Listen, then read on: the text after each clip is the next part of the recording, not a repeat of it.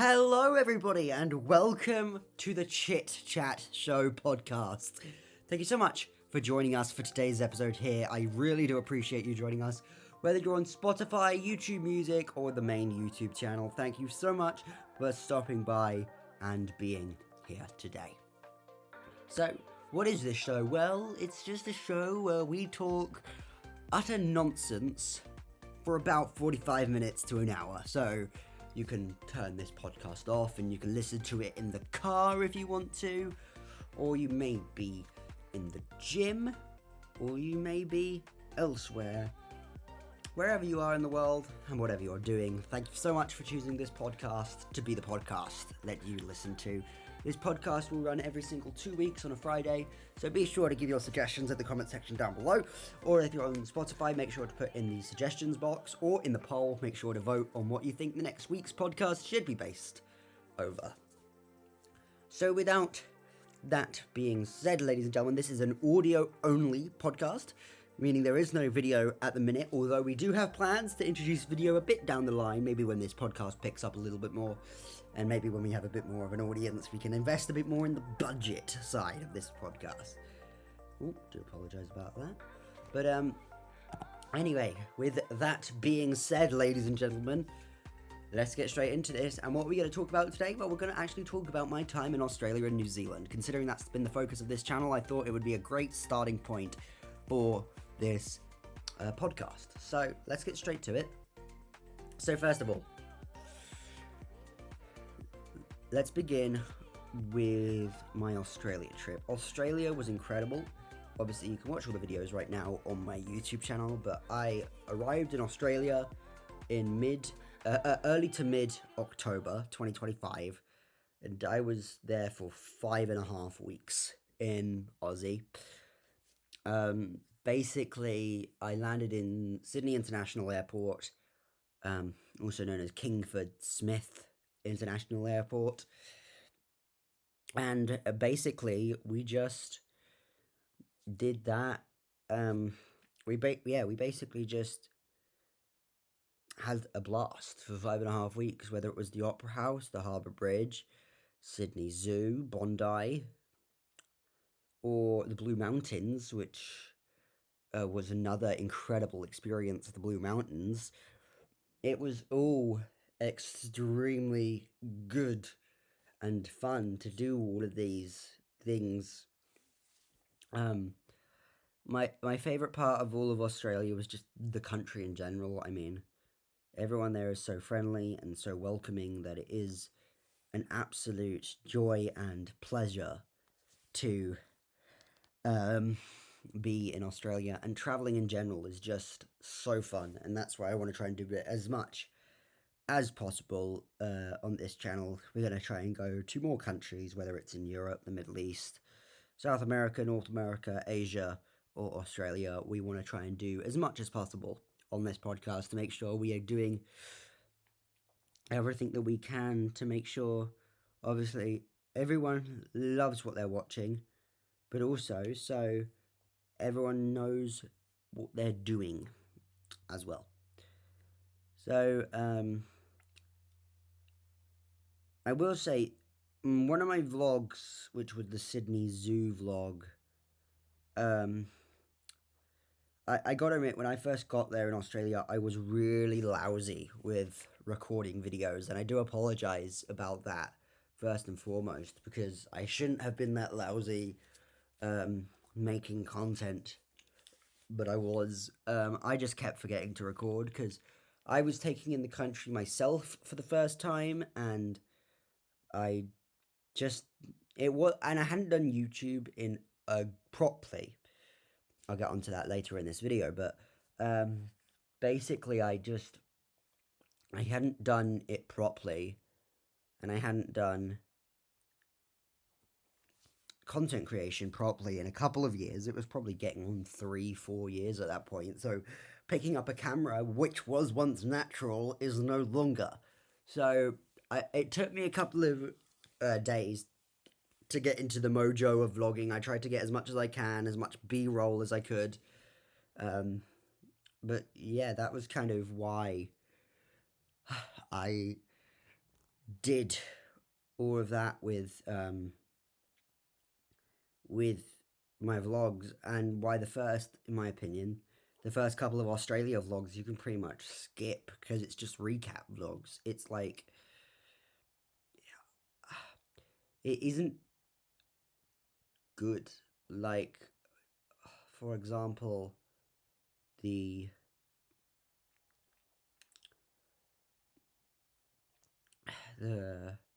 Sydney CBD Harbour Bridge and Sydney Zoo vlog is absolutely abysmal in my opinion. It's a very poor quality vlog, but I'm not going to take it down from the channel. But it's just, you could probably skip that one in terms of the playlist. And then in terms of the best vlog that I filmed out of all of that Australia trip was probably Wollongong, which Wollongong was a very good vlog, and I really did enjoy that vlog going out a lot. That was also where I changed my editing style for a single video, so that was all incredible. And then I do want to take this time though, while I'm here in your ears, to talk about my 12 hours from hell in Brisbane, because that was something else entirely. I mean, Brisbane. Oh, so basically, I could probably talk about this more now, because it was a while ago. But basically, I flew to Brisbane, was staying at the YHA Brisbane City, which was a pretty good hostel indeed. It was a really good hostel, and I do appreciate that hostel quite a lot. But in the meantime, I was applying for jobs with Meta, which is obviously the owner of Facebook, Instagram, and WhatsApp, and I was going to get a sales job there selling the Meta Ray-Ban glasses, which is now a product I have a massive distaste for. But yeah, he's basically kept messing me around. They gave me the job, retracted the job, gave me the job again while I was in Brisbane, and then they didn't retract it again until I was back in Sydney. So I was in Brisbane under the assumption I had lost the job. And then basically what had happened is, during my time in Brisbane, I got a phone call from one of the hiring managers, and they pretty much said, the guy who we originally wanted for the role is not available. We would like you to take the position. So I pretty much emergency booked a flight with Qantas domestic back down to Sydney from Brisbane International Airport to Sydney International Airport. I was going to do all of that and basically have a really good time trying to work out and get back down to Sydney. It just so happened that when I booked my Uber and started going to the airport from the YHA in Brisbane, I went all the way through and I got to the airport, and I got there relatively early because I'm normally a person that gets to the airports early anyway. I didn't get there ridiculously early, but it was still early enough, if you get what I mean. But yeah, so I got there, and I was yeah, I got there and I was checking in, and I checked in and then went through Brisbane Airport security and sat by the gate because the gate was already announced, had some food, and then the plane got delayed and delayed and delayed again and delayed again. Takeoff was meant to be at 6:50, 7 o'clock, something along those lines. It ended up getting pushed back past 9, and then it was about 8:30.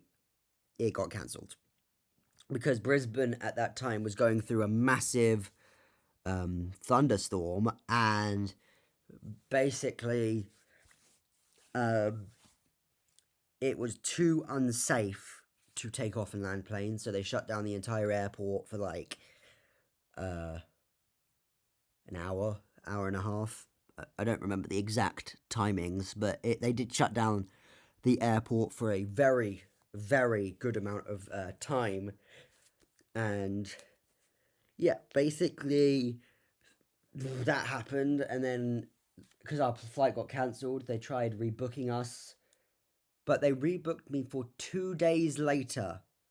So it wasn't even the following day, it was 2 days later at 5 a.m. they wanted me to fly to Sydney, Australia. I didn't accept that flight because I wanted to be there the following day. So what I did was I requested a refund from Qantas, and then I headed back down, claimed my bag again from the baggage carousel. As you were walking past the airport boards with all the flights on, everything was red. Everything had either been delayed or cancelled, whether it was going Cairns, Perth, Melbourne, Adelaide. It was basically being completely and utterly cancelled. So I grabbed my luggage again and then was trying to work out what to do. So I was, so basically I was trying to work it out. I was looking on Virgin Australia. I was looking on Jetstar flights. I was looking at every possible flight imaginable, and nothing worked. It was just a very poor experience. I ended up crashing on the airport floor, but I did manage to get a flight. I was going to fly with Virgin Australia the following morning at about 6 a.m. So I stayed overnight on the airport floor, which was the most uncomfortable night's sleep I've possibly ever had in my life. I possibly got hour and a half, hour 45 minutes, potentially 2 hours of sleep at the very max, which I managed to get. And then I was on and off all night, and it was cold. Obviously, the airport lights don't go off, so it's completely bright. And then come 4 a.m., I'm checking in for my flight. I am awake. I've gone to the check-in desk. I've checked in. And then we go. And by this point, the storm's cleared Brisbane. It's now back over the ocean by the Tasmanian Sea. And we're doing all of this. And then come takeoff time. Oh, guess what? It's been cancelled again. That flight's been cancelled because, and basically they explained it as the crew that was meant to be on that flight was meant to come in the previous evening on one of the flights during the storm. Obviously, that got cancelled because all incoming and outbound flights the previous night before got cancelled. So that happened. So they have no crew. So that flight got cancelled. I went to the Virgin desk and was basically going, when am I flying? They didn't even rebook anyone. So I was thinking about this logically, and I was going like, where else could I go in the state of New South Wales? Where is there any way I can get to Sydney today? And they said we could possibly put you on the Newcastle flight, and I was like, brilliant. Can you chuck me on the Newcastle flight? So they said they'd move my bags over and move my luggage. So that happened, and basically I got on the Newcastle flight, took off on time, landed at Newcastle, and for those who don't know, Newcastle is about 2 hours north of Sydney, so it's not massively bad. And then I got to Newcastle, got a bus into actual Newcastle because the airport is just outside, and then my bag never turned up. The horror story does not end here. So yeah, basically my bag, my checked luggage, which was just my suitcase, that never turned up at all. It was still in Brisbane. For some reason, they'd never moved it across. So we got an inquiry opening.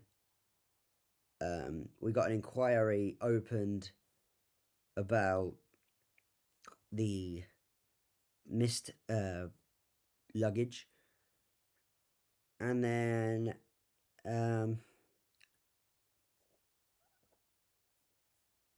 basically we I went all the way on the train from Newcastle to Sydney, which is about 2 hours through mountains and lakes and stuff. Very beautiful train ride. Got to Sydney Central Station, and then it was I stayed in the YHA, and then YHA Sydney Central, and basically it was just a bunch of bad luck in about a 24-hour stretch, potentially longer at this point. I got to Sydney. I was in a private room because that's all they had with terms of availability, so that's all I took. And then, yeah, basically that's all that happened. I mean, I was just I was trying to work out if there's anything I've missed, but there isn't anything per se I've missed. It was just very unforeseen circumstances of a very bad situation. I did eventually get my bag back. 2 days later, I think. No, I think it was actually next day. So I probably got into Sydney at 4 p.m. Immediately called Virgin, tried chasing things up. No, it was 2 days later because then I had one day where I just recorded in my room sit-down vlogs because I hadn't had a chance to do that, and because I'm in a private room, obviously I can do that. And the Wi-Fi in those hostels is insanity good. So we did all of that, and we had basically a ton of we basically had some I had a day of recording, and then it was the following day. So yeah, I was in Sydney for 2.5 days before my bags decided to show up. To be fair to Virgin Australia, they were pretty quick. They were on the ball trying to get me my lost luggage and transfer it from Brisbane down to Sydney where I was. So I do thank Virgin a heck of a lot for that. Thank you so much. But it was just an unneeded mess, and I think it's the fact that everyone was having a nightmare with the storm, and just crew was missing, so no one was really on the ball with doing admin tasks like luggage. So they practically didn't do it. So that's kind of why that happened. So yeah, I got my luggage, and then I was in Sydney for possibly another week in that YHA, and then I went to New Zealand. So that's kind of, so it was basically a cascading thing of Brisbane not working, Brisbane's airport situation draining my finances, basically. And what basically happened was with Brisbane and the whole meta situation, for some reason, Australian refunds take 10 working days to be issued. And I had to actually chase Qantas to get my flipping refund. So that happened. And then I went to New Zealand. And I will say I was only in New Zealand for 5 days, so it wasn't that big of a situation with New Zealand. I was there, I think, from Friday through Wednesday, I want to say I was in New Zealand. So I did obviously Lord of the Rings. I did tons of other exciting things, which you'll see coming up, because I don't think those vlogs are out yet. So you're going to see all the New Zealand vlogs. That will be in its own playlist, so you can obviously very lovely see all of that. Yeah, so New Zealand was fun. I just wish I had more time in Auckland, because I was in Auckland, New Zealand, rather than Christchurch or Queenstown, where a lot of people go. I actually went to Auckland because it's an international hub, and I could actually get home from Auckland. Because my original plan was to go Australia to New Zealand to the United States, because I have some family out in the United States. I hate American immigration with a passion. And basically my ESTA got denied. On what basis, who knows. I'm pretty sure it was a billing issue, because I was paying with my Barclays debit card, and basically I had applied for a Canadian ETA as a backup. I had got a New Zealand ETA, and I'd got an Australian workers holiday visa, obviously, and I was just trying to sort all of this out. But what happened was an ESTA or an ESTA for America, you need to enter the country. And mine got denied because basically, looking at what happened, my bank had changed currencies so much. So I had Australian dollars, New Zealand dollars, British pounds, Canadian dollars. So when they saw a payment in US dollars coming through, I'm pretty sure they flagged it as fraud and blocked the payment. And then I didn't realize till a couple of days later, but they basically did it in two charges. They took a $10 fee, which got cleared, but the main $30 fee was fully blocked. So that's why I never got issued my ESTA, and now my passport can't even get one. But then here's where the nightmare continues. Basically, I to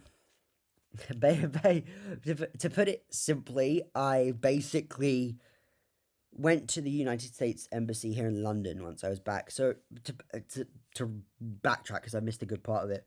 So I went home, Auckland to Dubai to London. So I took a connecting flight in Dubai with Emirates, and that was my first time flying with Emirates. And I know I've now realized with my ranking video of my ranking of airlines, I've missed quite a few out. So we may have to do an updated video on that in February at some point. Maybe get a different ranking video going. But basically, to put it simply, I can't even piece together my sentences today. But yeah, so I came to the United Kingdom, back to London, my hometown, and then pretty much what happened was I went for a B2 tourist visa at the United States Embassy in Vauxhall in London, and it should have been the easiest thing ever. All I wanted to do was go and see my mum, because my mother is currently in the United States. So I did all that. Ain't nothing sus about it. But yeah, I practically got denied. I don't know on what basis, but I'm not going to go too much into it because it is an immigration situation. It is a legal situation, but pretty much the way they treated me, I thought was absolutely atrocious, and it was completely unacceptable behavior from US immigration. It was an absolute catastrophe the way they treated me. They didn't give me a chance to speak. They didn't give me a chance to explain. They basically flat out said no. And yeah, the unprofessionalism was very strong in that embassy. Um,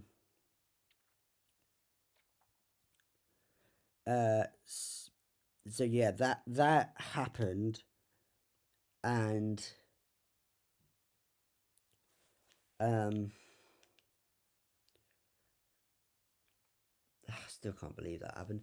But I'm still very confused on the fact Australia, Canada, New Zealand all granted me visas on the same criteria, but America is just being very fussy and saying, no, we don't want to let you in today. We don't want to let you in at all. And I'm just like, oh my gosh, will this ever end?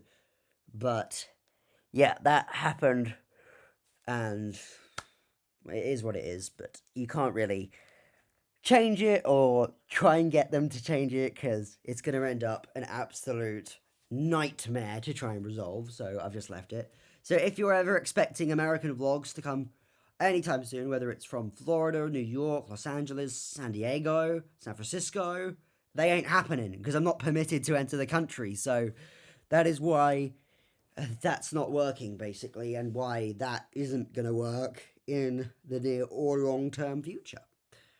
So that's always fun. What else? What else? What else? In terms of short-term trips, nothing's planned as of yet. It's just going to be a bunch of vlogs and maybe a pivot to gaming videos. Gaming videos. So, yeah, that's pretty much all that's coming in the near-term future. We don't have any plans for any more trips coming on the channel. It's kind of just Australia and New Zealand started this journey, and whether we head back there next or not is another question. I would really want to. You'll find out in the next episode, which I've recorded before this episode because we have a guest for next episode, so I needed to get that in based on their schedule, which will be in 2 weeks. So you'll be able to hear that episode. But I do have some quite big plans for this channel, but when they happen or if they happen is a complete question that is up in the air. I really wish I could give you a more concrete answer on that, but it doesn't look like I will be able to in at least the near-term future. In terms of will I produce any proper gaming videos for this channel, and what I mean when I say a proper gaming video is like a long-term series or something like that. I personally don't have anything planned right now. As in, I don't have any long-term campaign walkthroughs for any games or anything along those lines planned for right now. It may happen, it may not happen, but in the immediate future, as in these first 3 weeks of January, there is nothing planned. If you want to see something, make sure to give it a big suggestion in the comments down below. I really do appreciate all the suggestions you give us for this channel, maybe even this podcast, but just make sure that happens. But anyway, guys, I think that's going to wrap it up here. Thank you so much for watching. If you did, make sure to give it a big fat thumbs up and a follow on Spotify if you did like it. It helps out and it lets me know you do like this kind of style of video. But anyway, thank you so much, and I'll see you in 2 weeks.